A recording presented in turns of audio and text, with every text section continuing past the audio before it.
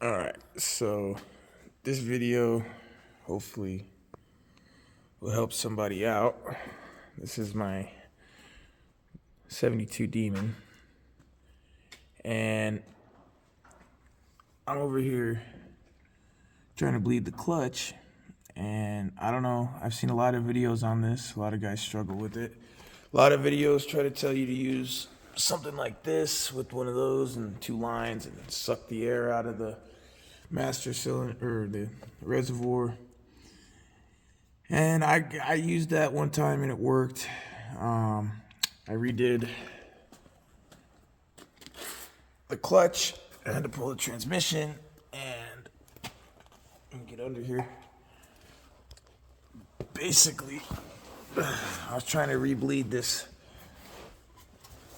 hydraulic throwout bearing, and as you can see, it's the Ford style hydraulic throwout bearing, so it doesn't have a bleeder on the actual throwout itself. It just has the bleeder inline right here. And what you can see, and this comes straight from my dad, so this is he's been a master mechanic all my life, and finally broke down and asked him, how do I bleed this clutch? And so here's what he said to do. Hook vacuum hose or whatever hose you got. I just stole the one off the vacuum pump that I had after that didn't work. So I hooked that to the bleeder. I cracked that open, opened it up about three and a half, maybe 4 turns. Ran this hose up to the reservoir. I'll show you that.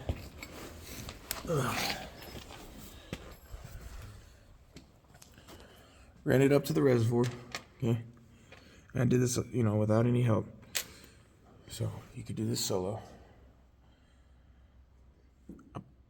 Pump the clutch pedal. Literally almost exactly 50, 60 times. But if you got to do it 100 times, that's fine. As long as your hose starts filling up with fluid, you start seeing air bubbles come out, you're in good shape. So you just keep pumping that clutch with that hook to the bleeder, with the bleeder open, and until you don't see really any more air bubbles and you got fluid coming. You can come in here, fill up the reservoir a couple of times, and once you start feeling like you got some clutch pedal, I'm gonna show you.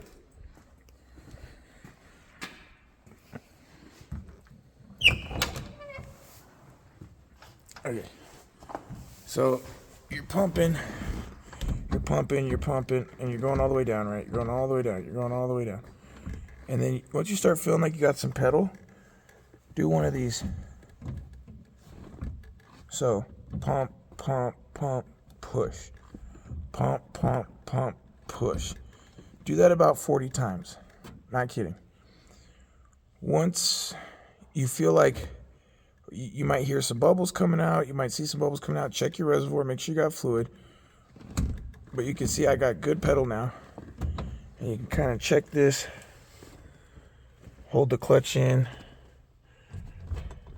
See how it's just butter through all the gears versus without the clutch in, it kind of sticks.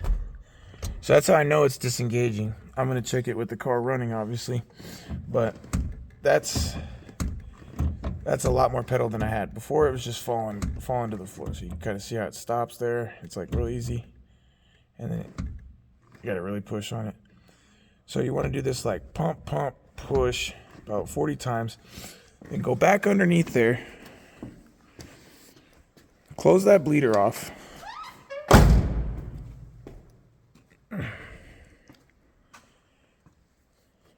Pump it a few more times. You got any more air bubbles, they'll come out here. And you should have pedal. These Ford style throwout bearings suck.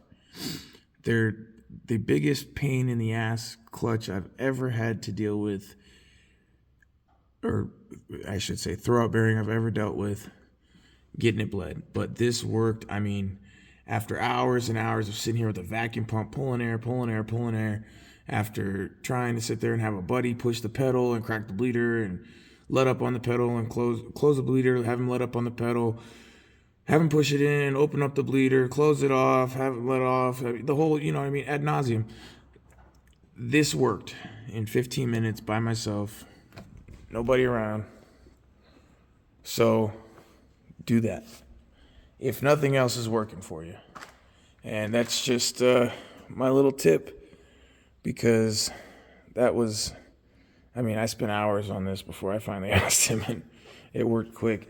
And then what you want, I haven't pulled this hose yet because I wanted to show you guys, but what you want to do, so now you got this hose and it's full of fluid, so you can actually take and kind of plug this end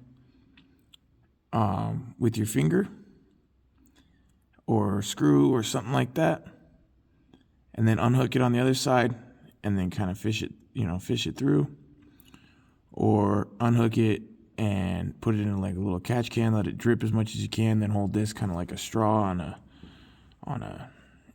a soda drink or something like one of those. How you hold the top of the straw like that, and then the soda will stay in there. You kind of do that, and that's how you get that out of here without making a super huge mess. So, all right, that's all I got for you.